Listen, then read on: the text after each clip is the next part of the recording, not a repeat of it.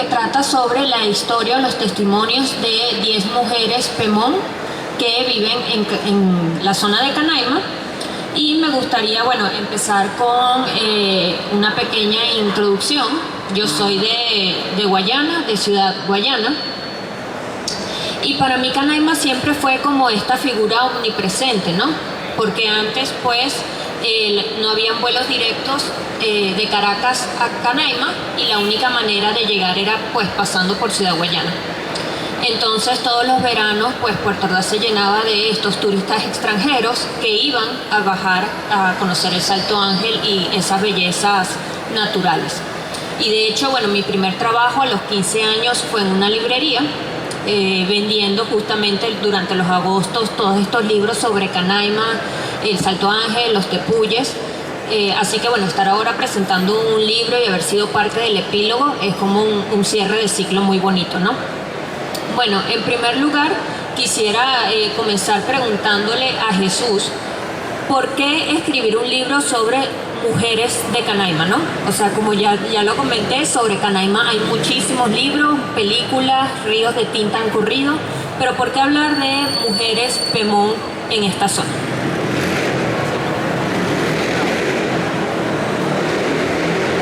Aló, sí. Gracias, Victoria, por la presentación, por tus palabras. También agradecido con Valeria, con los organizadores de la feria del Festival de Lectura de Cerro Verde por la invitación, y obviamente con la editorial Dabar, que se lanzó con nosotros en este proyecto de editar un libro que además expone no solamente, bueno, sí, la belleza prácticamente absurda del Parque Nacional Canaima, un lugar hermosísimo, sino también, y vale destacar, las violaciones a los derechos humanos a las que son sometidas las mujeres y la población en general en este lugar, ¿no?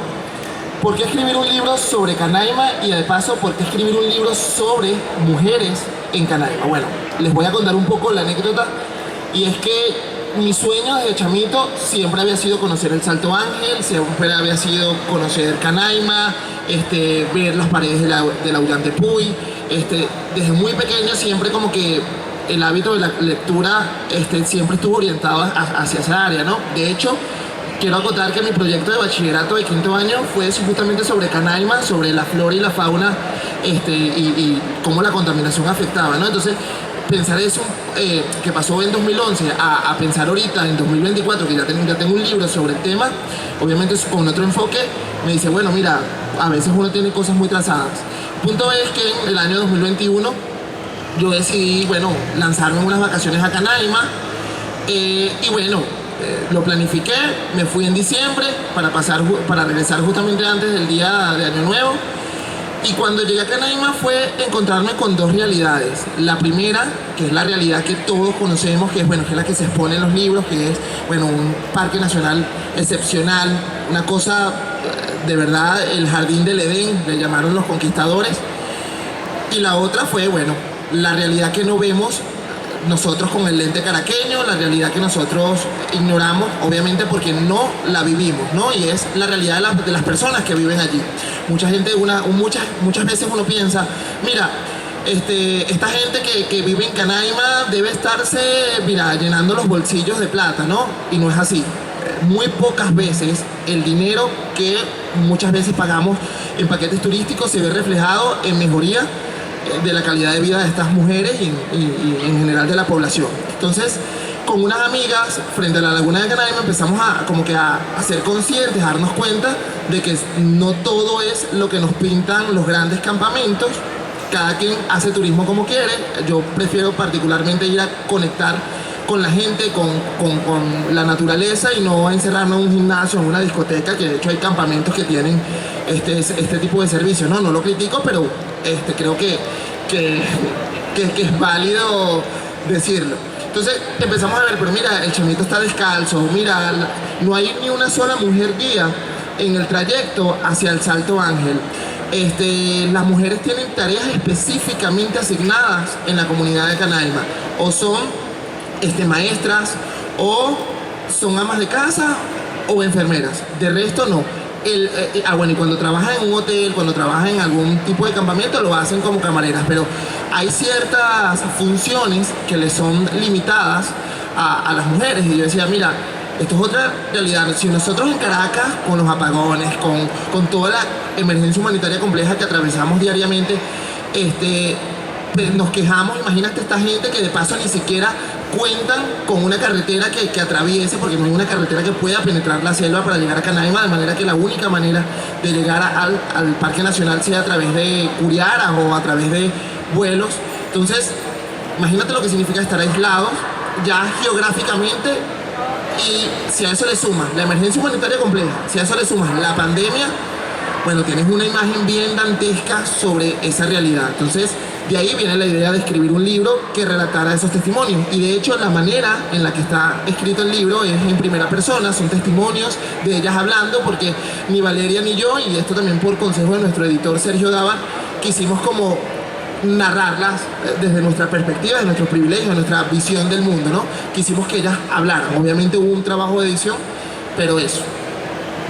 Bueno, y también la decisión de contar historias es que de Canaima se ha hablado mucho, de esta zona se han hecho muchas investigaciones, muchos reportajes, hay muchas cifras de violaciones de derechos humanos, pero al momento de pensar qué podíamos contar, era también quizás contar estas historias de una manera mucho más cercana a simplemente un informe que puedas encontrar de una organización que sacó datos de estas violaciones de derechos humanos, o la crisis ambiental que sufre todo este tema, toda esta zona por la minería ilegal y lo que ya sabemos.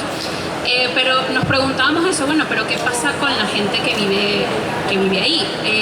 Yo no había tenido la oportunidad de ir a Canaima, y cuando Jesús viene este viaje y me comenta como que toda esta situación y todo lo que vio, porque aparte creo que los periodistas a veces, aunque estés de vacaciones, no te puedes quitar como el chip de curiosidad de esto puede ser interesante contar, esto es una realidad que aquí está pasando, me llama la atención, buscamos la manera como de poder denunciar y contar esto.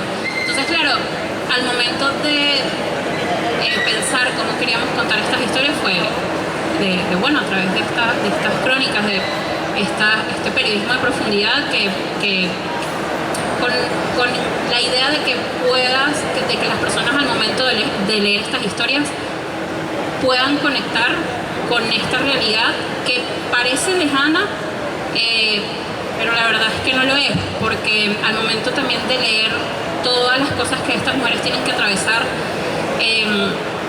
es muy fácil identificarse, porque creo que todos hemos pasado o conocemos casos de personas que han pasado por estas situaciones. Y es eso, es pensar, de nuevo, parece una zona muy lejana, pero es nuestro propio país, ¿no? Y es también conocer un poco qué está pasando ahí. Sí. Gracias. Bueno, como yo estoy moderando, tengo que evitar que se me vayan por las ramas, ¿no? Porque tenemos el tiempo un poco contado. Pero me gustó lo que dijeron ambos, ¿no? Primero, sobre el tema de no verlo con un lente caraqueño o de privilegios, y segundo, dejar que ellas mismas contaran su historia, ¿no?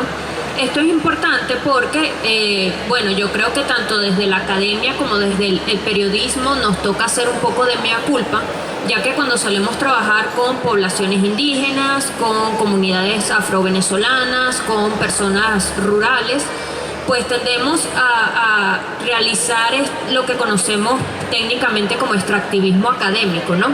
Vamos para allá, sacamos información, la publicamos desde nuestro punto de vista, y las personas de la comunidad realmente no tienen control sobre esa narrativa o voz y voto en lo que sucede ahí. Y lo que me gustó mucho de esta idea, de este libro, cuando Jesús me pide que escriba el epílogo, que lo hago en conjunto con Eumelis Moya Goite, que es directora del Centro de Derechos Humanos de la Universidad Católica Andrés Bello en Guayana, es esto, ¿no? O sea, justamente vemos muchas veces que a las mujeres, sobre todo las mujeres indígenas, se les infantiliza, se les quita la agencia, se les quita el control de la narrativa, y lo que vemos más bien en este libro son ellas mismas contando su historia, ellas mismas decidiendo qué es lo que van a decir, cómo lo van a decir, cómo van a posar en las fotos, cómo van a salir vestidas en la foto, es decir, y a pesar de las violaciones a derechos humanos que puedan sufrir, y verán, bueno, que son historias de vida complejas, en ningún momento se les quita su agencia o su capacidad de tomar el control de su vida y de sus decisiones, ¿no? Entonces quería que Valeria hablara un poquito sobre ese tema, o sea, de la importancia de cómo seleccionaron los testimonios y además del enfoque de género del libro, que eso es muy importante, ¿no? Y es el enfoque que tú vienes también a ayudar a Jesús a dar en este tomo. Sí, al momento de seleccionar las historias nosotros hicimos un trabajo previo, ¿no?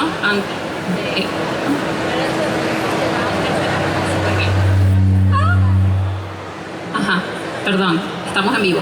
Ajá, al momento de seleccionar las historias por temas de tiempo y de limitación de la zona, no es lo mismo hacer una pauta periodística y te montas en una moto, vas a Plaza Venezuela, vas y vienes, puedes hacer las historias las veces que tú quieras, pero cuando es una historia, son historias en una zona así, por supuesto el tema de acceso es importante, ¿no? Ahí hay ciertas limitaciones. Entonces nosotros hicimos un trabajo previo en Caracas de poder investigar, de poder hablar con personas de la comunidad y que también nos contaran un poco, mira, y nosotros comentarles, mira, esta es la idea que nosotros queremos hacer, estos son los perfiles que queremos entrevistar,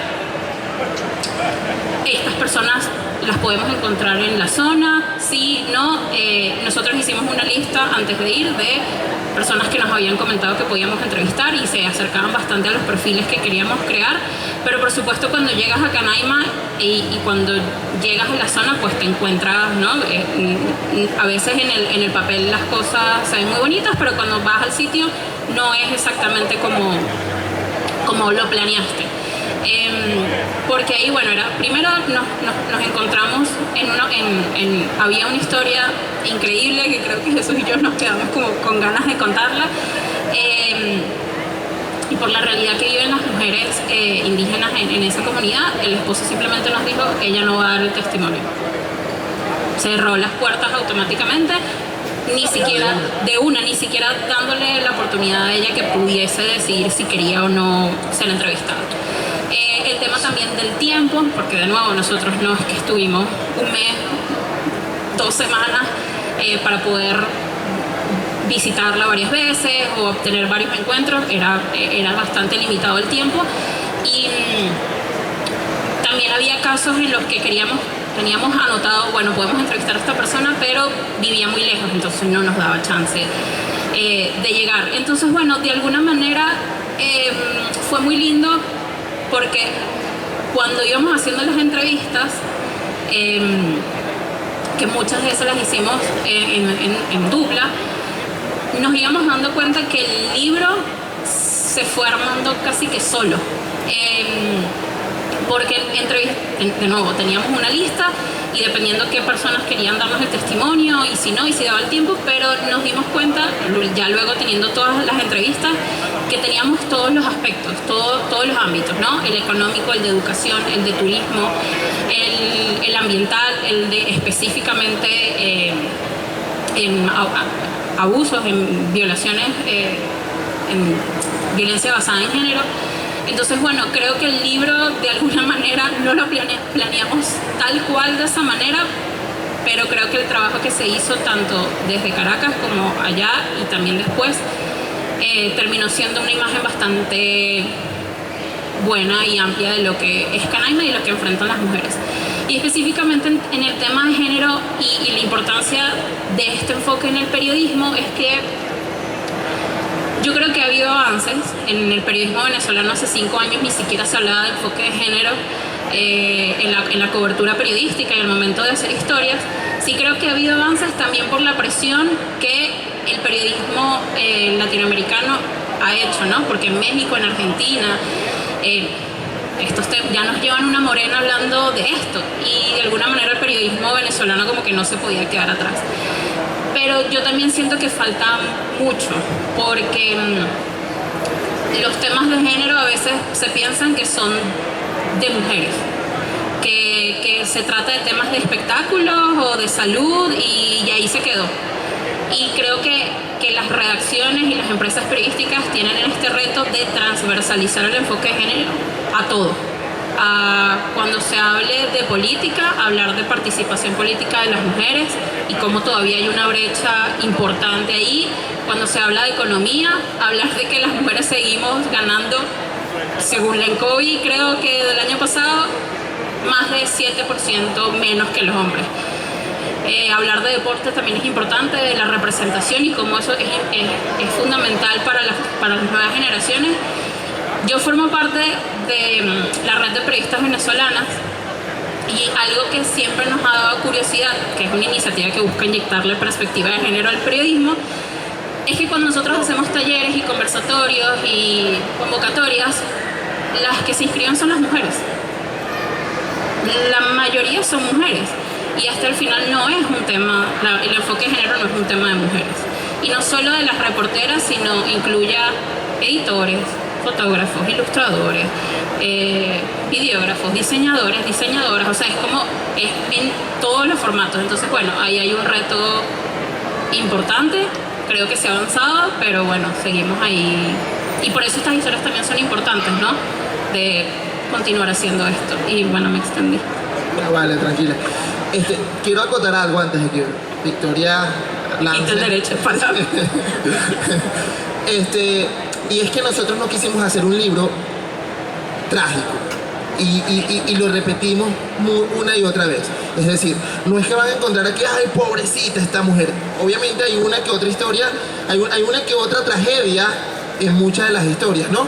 Pero quisimos... En la vida siempre hay tragedias, ¿no? Sí, y más en Venezuela. Pero en el caso de este libro quisimos también por asesoría de Inés Quintero, de decirnos, mira, no pueden hacer un libro trágico, también cuenten cómo esas mujeres se han abierto caminos, se han abierto paso en medio de una sociedad de hombres. Y yo creo que no quiero utilizar el término, que el término es muy trillado, ya me tiene hasta aquí de paso con todo lo que me pasó hoy, que es la resiliencia, ¿no? Que es que bueno, uno siempre se tiene que... ¿Qué te pasó? ¿Qué me pasó hoy? Bueno, se fue la luz en la casa desde las 3 a.m., no tengo luz, y cayó un palo de agua, no cabíamos todos en el carro, en fin. Entre tantas cosas, o sea, el tema de la resiliencia es un fastidio, no es un fastidio, pareciera ser como muy repetitivo dentro del periodismo, incluso no, aquí solamente se publican historias, hay unos portales por ahí que dicen que solamente se publican historias que tengan un final feliz o que muestren cómo esta persona cambió, le abrió la mente. No, nosotros queríamos contar, bueno, si ese es el final de la historia, pero que se lo dé la misma protagonista y que no se lo pusiéramos Valeria y yo. O sea, no queríamos hacer un libro ni trágico ni de resiliencia, sino que fuese transparente y que fuese eso, una mirada, una cosa muy somera. Es un libro que dentro de los historiadores está muy mal dicho, no, la historiografía de aeropuerto, no me fastidia que mi libro lo lea en un aeropuerto. No, este libro está diseñado para leerse en un aeropuerto, este libro está diseñado para leerse en cualquier lugar, porque precisamente las historias son muy cortas y la idea es mostrar la realidad, o un pequeño pedazo de la realidad, porque es imposible mostrarla todo. Entonces sí quería hacer esa acotación de que no es un libro trágico y que tampoco apuesta a este cliché de la resiliencia. Y claro, y es un acercamiento también, ¿no? Nosotros hicimos, si mal no recuerdo, fueron 12 historias, 12 mujeres que entrevistamos, y bueno, obviamente por tema de espacio y demás, terminaron siendo 10, pero también eso, es un acercamiento. Por supuesto no te vas a encontrar ahí con absolutamente toda la realidad de Canaima, pero sí te permite un poco entender que Canaima no es solo el Salto Ángel y ya. Es increíble, es magnífico, vayan, si pueden, conozcan Canaima, pero un poco la idea también de este libro es que hay más allá, ¿no? Que cuando tomes la decisión de usar, bueno, no sé, la gente ya ahorra hoy en día, pero bueno, de usar tus ahorros para pagarte este viaje a Canaima, no te quedes solamente en el campamento y lo turístico y ya. Es como date el chance de caminar por la zona, date el chance de llegar a la escuelita, date el chance de conocer a las mujeres artesanas que hacen un trabajo increíble. Conoce a Dilaisa, que hace un trabajo también maravilloso en mantener las tradiciones y el lenguaje pemón en los niños y niñas de la comunidad. Entonces es también, de nuevo, si te quieres pagar el campamento más caro y quedarte en tu cama cómodo y en el gimnasio, chévere, no se juzga, pero bueno, es eso, no es solo un lugar turístico, ahí vive gente, y es importante conocer esa realidad, ¿no? Y eso, la idea es un poco acercar Canaima. Sí, sí, y justamente era lo que yo decía al principio, ¿no? El tema bueno, que en este libro no hay infantilización de estas mujeres, no están vistas como unos objetos de investigación, sino como esos seres humanos con capacidad de agencia, de toma de decisiones, con control de su narrativa y de su vida. Que eso es otra cosa, ¿no? A veces se cree que nosotros, los académicos o los de Caracas o las personas que tenemos quizás más privilegios, vamos y le damos la voz a los demás, ¿no? A través de nuestras plataformas. Oye, pero eso no es para nada así. Estas son personas que ya tienen su propia voz y creo que eso el libro lo refleja muy bien. Como ustedes dijeron, ellas escogieron cuál era el final de cada uno de sus relatos, tuvieron el control de esa narrativa y eso es muy importante. Ahora bien, me gustaría saber un poco más, Jesús, cómo ha recibido la comunidad este libro, o sea, si mantienes contacto con alguna de ellas, qué te comentaron sobre, porque a veces también uno va a hacer estas entrevistas y te dicen, bueno, otra persona más que me viene a pedir información, ¿no? ¿Cómo lo hicieron? O sea, ¿qué relación mantuviste o mantienes todavía con las mujeres de esta comunidad? Y cómo ven esa mirada también un poco para ellas de los que somos criollos, ¿no? O pues no indígenas.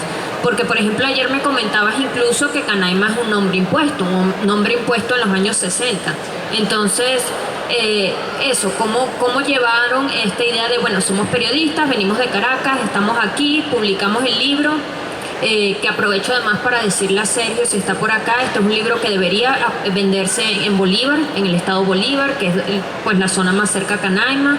Entiendo lo difícil de eso, pero es un libro que debería estar en la escuelita de Dilaiza para que toda la comunidad lo pudiera ver. Es un libro que estas mujeres deberían tener en sus propias manos. De nuevo entiendo que deberíamos traducir al Pemón. Que deberíamos traducir al Pemón. Eso es por supuesto algo que de hecho Dilaiza nos pudiera ayudar. O sea, que se mantenga en la lengua, porque es libro de ellas y de ellos como comunidad, no es un libro de nosotros o para nosotros. O sea, nos sirve para ver esta otra realidad. Hay uno de los relatos justamente que dice lo que tú comentabas, los turistas piensan que aquí no vive nadie, pero bueno, hay que entender que es realmente el territorio ancestral de una etnia que ha estado allí de incluso precolonización, ¿no? Entonces, bueno, para que vaya. Sí, sobre la precisión sobre el nombre Canaima. Canaima, el Parque Nacional se llama así, bueno, por la novela de Rómulo Gallegos, que a su vez le puso así, porque Canaima con K es una especie de demonio en el que creen la comunidad Pemón Camaracoto y que bueno, entonces Victoria dice eso porque ayer me estaba diciendo, ¿cómo las llamamos?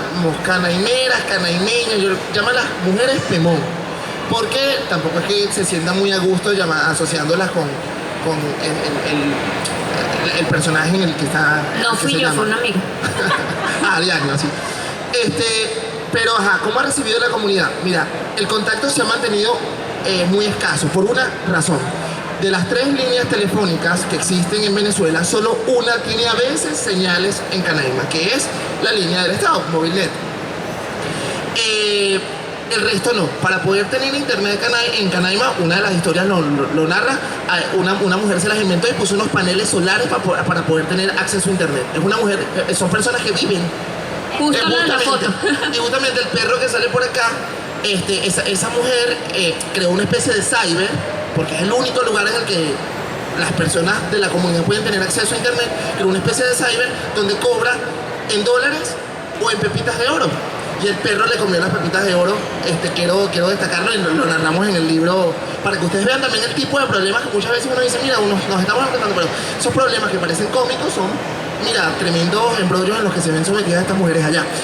Ajá, entonces, con Dilaiza, que es la directora de la escuela primaria, la única escuelita que existe en Canaima, se ha mantenido en contacto. Hemos estado trabajando ahorita, viendo la posibilidad de hacerle llegar algún tipo de donativo de útiles escolares, que es lo que más necesitan, o al menos ella como directora del colegio es lo que más nos ha manifestado. Pero el contacto con el resto de las mujeres ha sido muy escaso precisamente por la falta de comunicación, porque estamos hablando de un espacio que está en medio de la selva. Es más,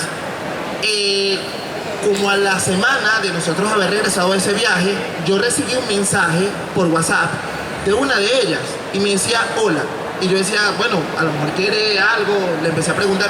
No, ella solamente quería hablar, porque el contacto con las personas que están fuera es muy escaso. Hablamos de personas que yo les preguntaba, ¿cómo hacen en diciembre con el Niño Jesús, con los estrenos? Y me decían, mira, a veces entre todos tratamos de hablar con Conviasa, de que nos lancen un avión hasta acá, hasta Caracas o a Puerto Ordaz. ¿Cómo hicieron con el COVID, por ejemplo? Que ellos se vieron en un dilema muy grande. Si abrían las puertas de Canaima al turismo, porque viven del turismo, implicaba la llegada del coronavirus. Entonces, al final decidieron hacerlo y obviamente la mortandad fue tremenda. Entonces, a lo que quiero llegar es que la comunicación dentro de este espacio es muy, muy reducida. Estamos hablando de que, y siempre lo repito, Valeria se echa a reír, porque tal vez se me sale lo historiador, es que el primer registro civil en Canaima se crea en el año 2009, cuando fue un decreto de Antonio Guzmán Blanco de finales del siglo XIX. O sea, llega en 2009. Esas personas, las personas que nacen en Canaima, empezaron a tener partidas de nacimiento propias en Canaima en 2009. Porque antes tenían que viajar o a Santa Elena de Guairén, o a Ciudad Bolívar, o a Puerto Ordaz para poderse registrar. Entonces estamos hablando no existían como ciudadanos. No existían como ciudadanos. Estamos hablando de que la Constitución del 99, es decir, 10 años antes de la creación del primer registro civil, que por cierto se crea por decisión de una de ellas, no porque el Estado decidió ir a hacerlo, y disculpen, no creo que sea un ambiente de censura, pero se crea por decisión de una de ellas. Que ya va a salir aquí. El año ella justamente, y esa fue la mesita que usó, porque no los dijo. En el año 99, la Constitución empieza a reconocer los derechos de los pueblos indígenas. Entonces es llamativo, ¿no? ¿Cómo hacen esta gente en un periodo electoral? O sea, son preguntas que quedan en el aire, porque evidentemente Valeria y yo no hicimos tampoco una enciclopedia del lugar, pero sí quería destacar eso. Bueno, le tengo a Valeria también un comentario que tiene que ver un poco con eso, ¿no? Pero para ir cerrando con lo que hemos hablado hasta el momento, que es eso, o sea, ¿cuáles fueron los desafíos que se encontraron? Ya lo has hablado un poco, las distancias geográficas, que quizás estas mujeres pues tuvieran la aprobación de un tercero o de ellas mismas. Ahorita la comunicación que todavía es compleja, pero bueno, ¿qué desafíos tiene trabajar en este tipo de contextos, ¿no? Y en estas zonas tan aisladas como periodistas, ¿no? Entendiendo que por supuesto para ellas es su hogar y es su forma de vida. Mira, yo creo que, más o menos en las respuestas que hemos dado, ahí se puede más o menos entender todas las dificultades que enfrentamos, pero creo que una de las primeras cosas es el tema ¿no? de explotarte un poco la burbuja cuando pisas Canaima, y sobre todo cuando pisas Canaima desde un lugar que no es el gran campamento. Porque nosotros también, en las decisiones que tomamos cuando fuimos a Canaima, vamos a quedarnos en el campamento primero de la comunidad, ¿no? Que estuviese más cerca de la comunidad, por supuesto por un interés al momento de la cercanía para las historias,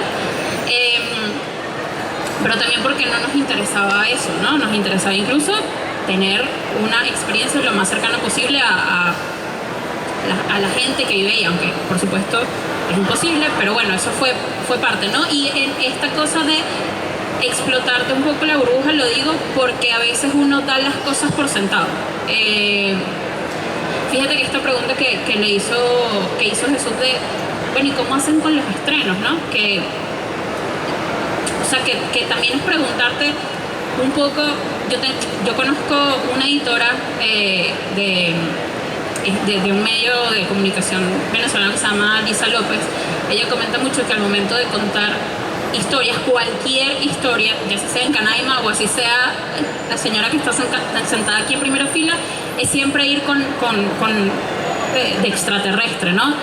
Que es como la idea de acercarte a cualquier realidad desde cero, y preguntar sin suponer, sin prejuicios, sin asumir absolutamente nada.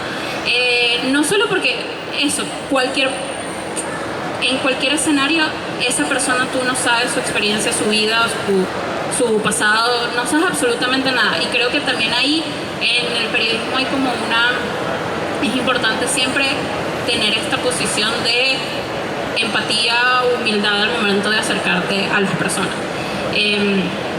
Porque es eso, las personas te cuentan, te abren su vida, te abren las puertas de su casa, de sus historias, de su vulnerabilidad, de un montón de cosas, y también ahí está el reto, ¿no? De también contar esas historias con mucho respeto.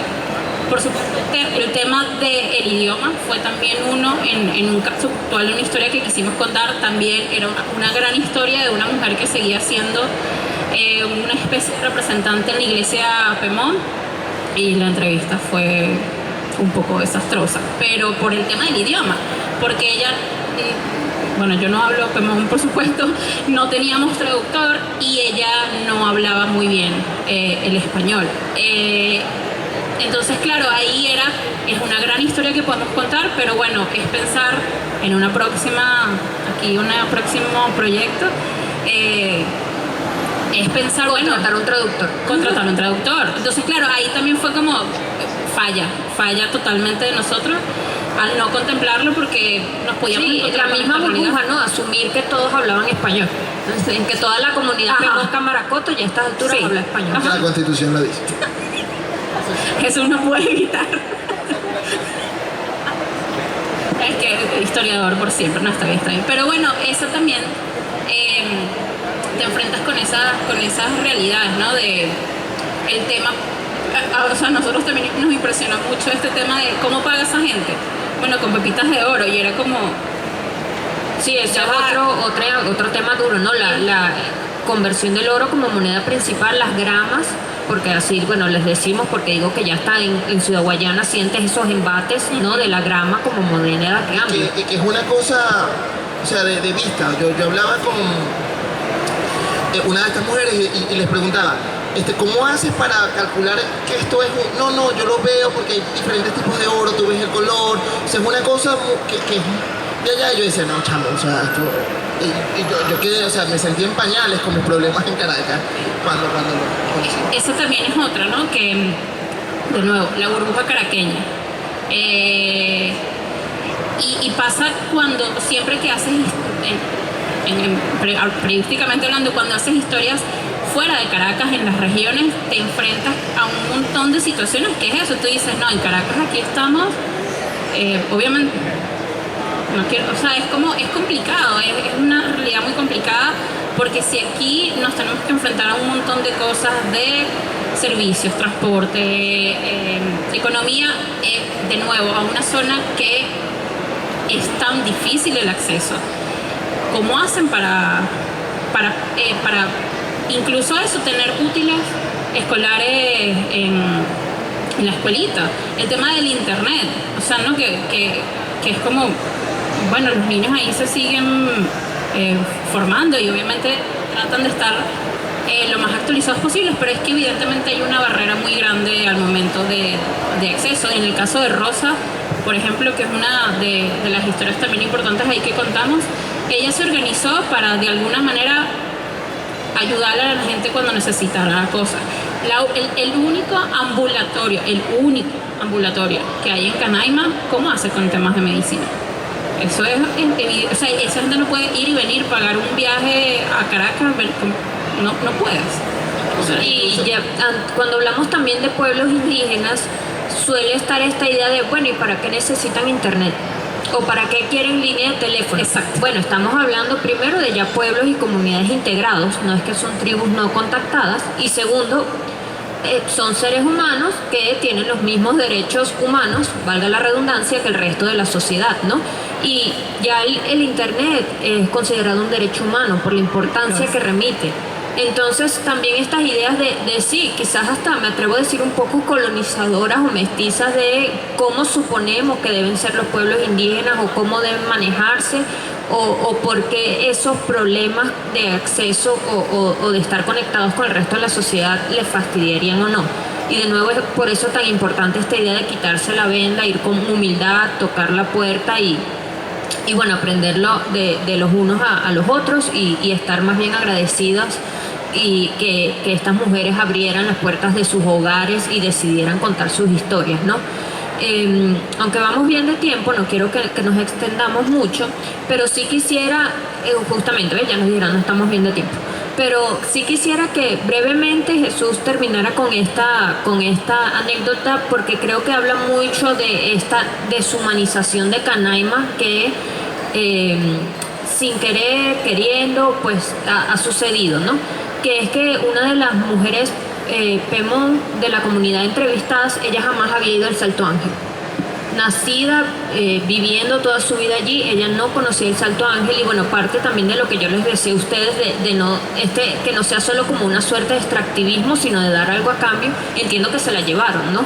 Y pudo conocer el Salto Ángel. Bueno, esto lo va a responder Valeria porque pasa fue quien contó la historia y se puso a llorar en medio de la entrevista. Me asusté porque Valeria empezó a mover la cabeza y yo dije que no fue, pero yo lo leí.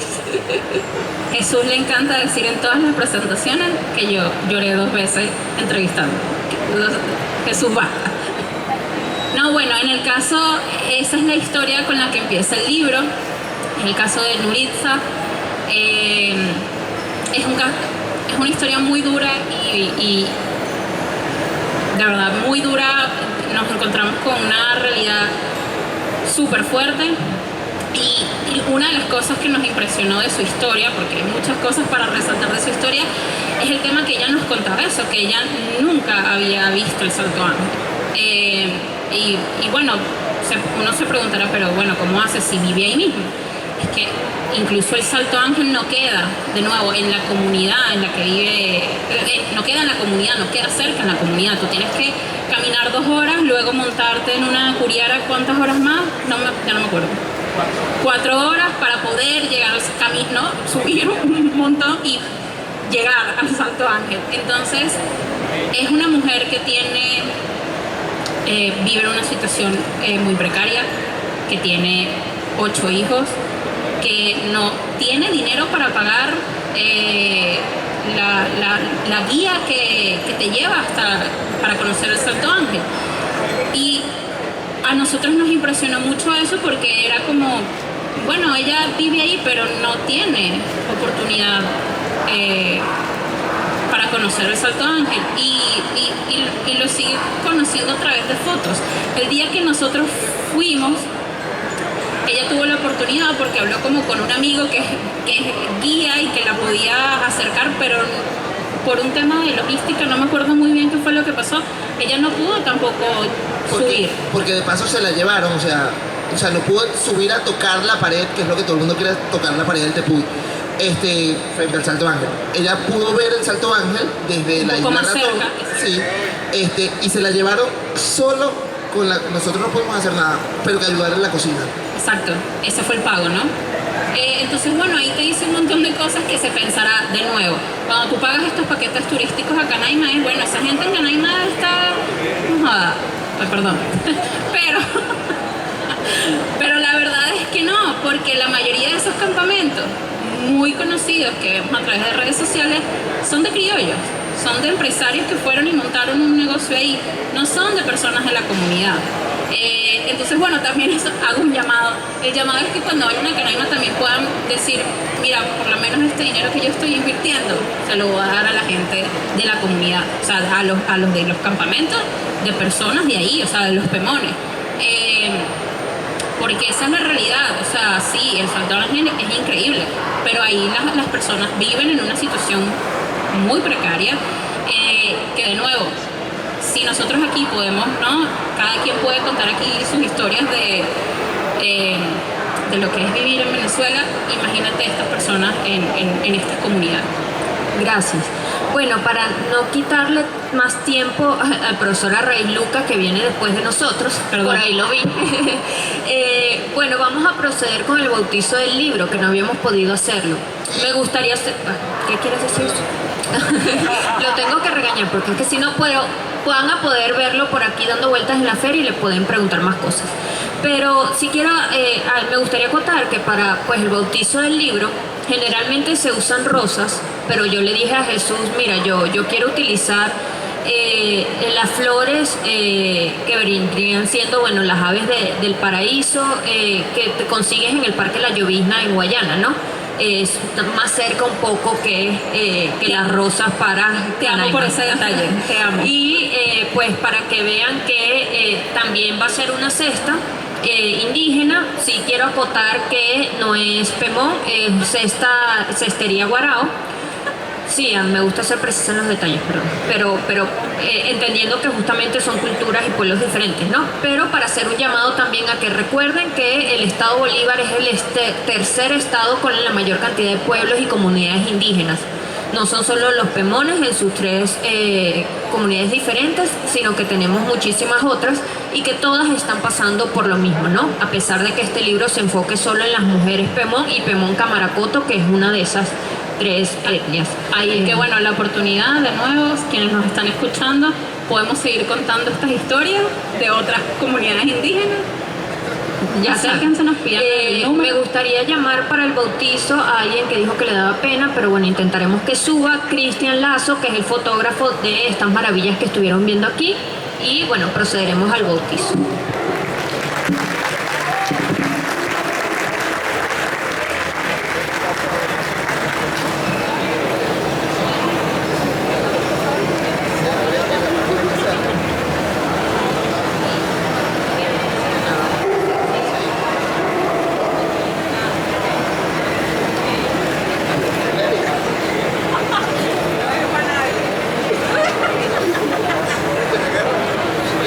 Estás aquí como bautista, como fotógrafo.